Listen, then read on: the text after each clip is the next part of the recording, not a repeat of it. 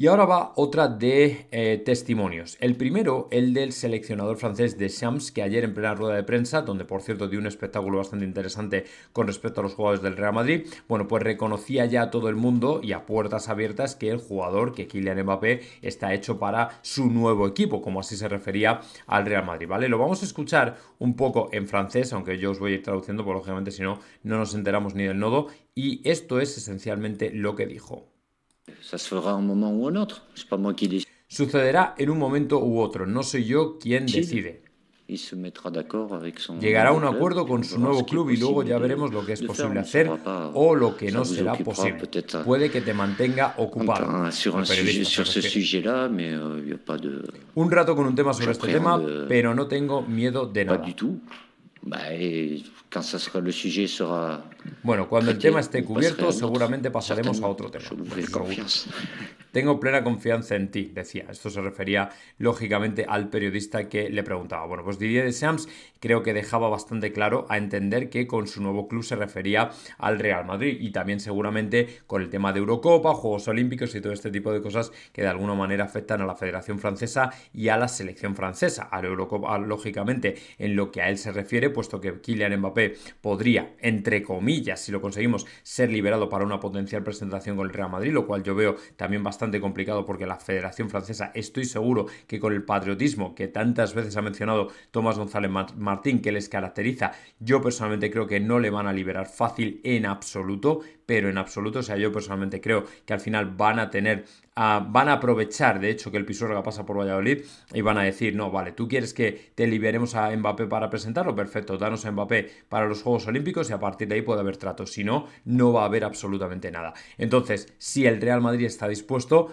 yo creo que no le compensa, yo creo que por una presentación que puede producirse en julio, honestamente no debería haber ningún tipo de drama y el Real Madrid tranquilamente debería decir, no, no me interesa porque no es un trato, porque tú me lo estás cediendo para un día, yo te lo tengo que ceder para, si no recuerdo mal, pues un mes. Me parece que son los Juegos Olímpicos, dependiendo de hasta dónde llegara la selección francesa sub-21, ¿no? Pero en cualquier caso, por lo menos un par de semanas te comes más. De preparación, de. Claro, sobre todo ya no de preparación, sino de tiempo que no está con el Real Madrid, que es su nuevo club, adaptándose a Carlo Ancelotti, adaptándose al esquema, adaptándose a los nuevos compañeros y todo ese tipo de cosas. Entonces, yo personalmente creo que al Real Madrid no le compensa ceder ante la federación. Otra movida diferente es con el PSG, pero es que al final en definitiva los dos caminos conducen a julio, como mes propicio para una presentación. Entonces, encima además también está el calendario de las actuaciones, porque sabéis que el Bernabéu está petado y abarrotado de actuaciones de diversa índole y lógicamente no pueden liberar el estadio para una presentación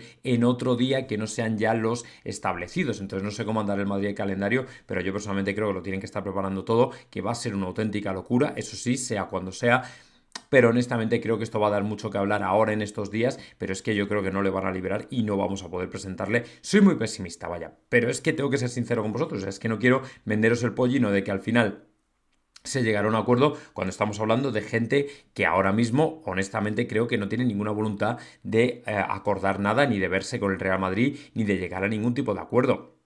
Es que os estaría de verdad vendiendo una moto que no es, ¿vale? Así que yo personalmente prefiero que penséis que no y si luego es que sí, lógicamente estaremos todos muy contentos de celebrarlo, pero ¿para qué nos vamos a andar matando? ¿Me entendéis? Con todo esto cuando realmente la realidad es que va a ser que no. O sea, yo sinceramente creo que va a ser que no. Así que bueno, a partir de ahí vamos a ver qué ocurre, vamos a ver qué pasa y ya lo iremos informando. Lo que sí está ocurriendo, por ejemplo, mientras estamos hablando, es que Florentino ya tiene a su gente en Leverkusen. ¿Y para qué y por qué? Pues esencialmente para lo que dijo ayer José Félix Díaz, que es para fichar a Florian Wirtz. Y además, fijaos que desde el rumor que salió precisamente de la Bundesliga, perdón, de Bild, que es uno de los periódicos más importantes en Alemania, resulta que poco a poco este rumor se convirtió en una bola de nieve. Lo comentamos también con Miguel Gutiérrez, que está allí en Alemania, que lógicamente conoce bien el fútbol alemán, y él fue el primero que precisamente aquí en un directo dejó caer y entender que efectivamente Wirtz es un jugador que tiene que estar en todas las listas de los mejores clubes de Europa,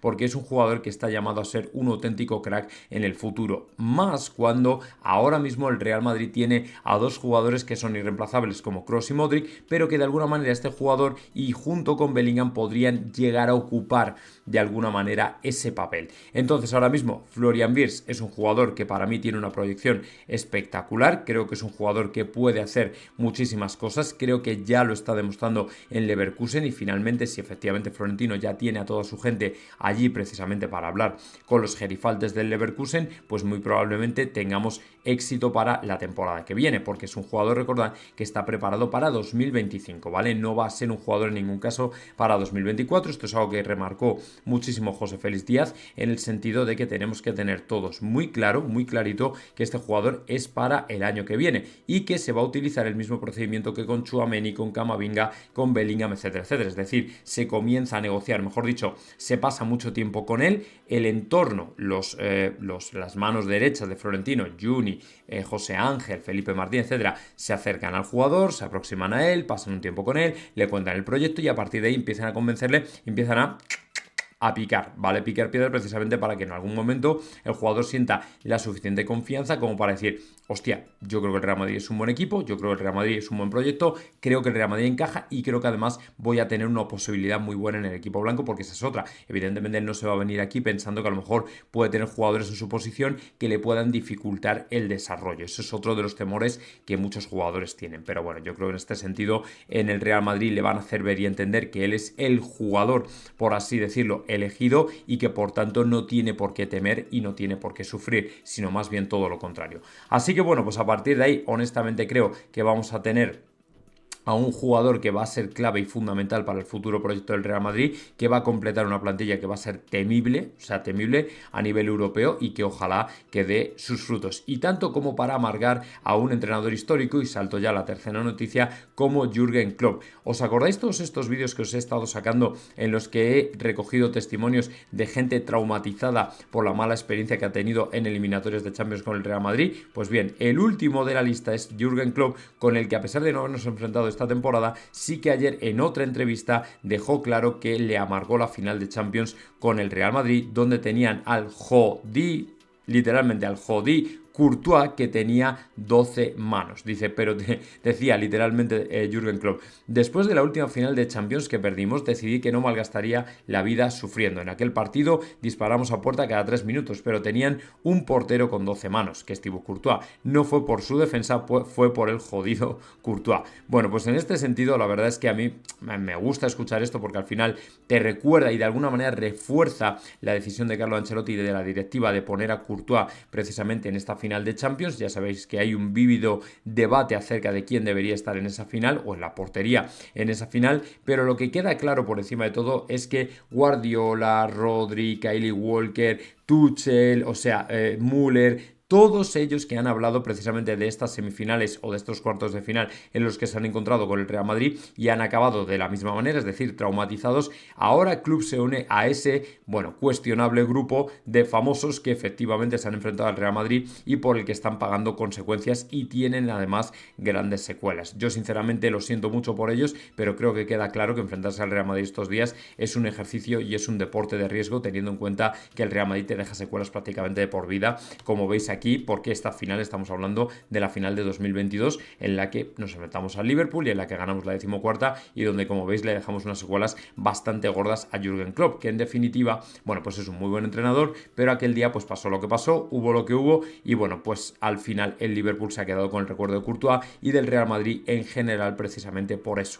Precisamente porque al final el Real Madrid te deja marca, te deja huella y además una huella que no es nada halagüeña y nada buena, precisamente porque te hace estas cositas que tanto les desagradan. Pero chicos, esto es lo que hay.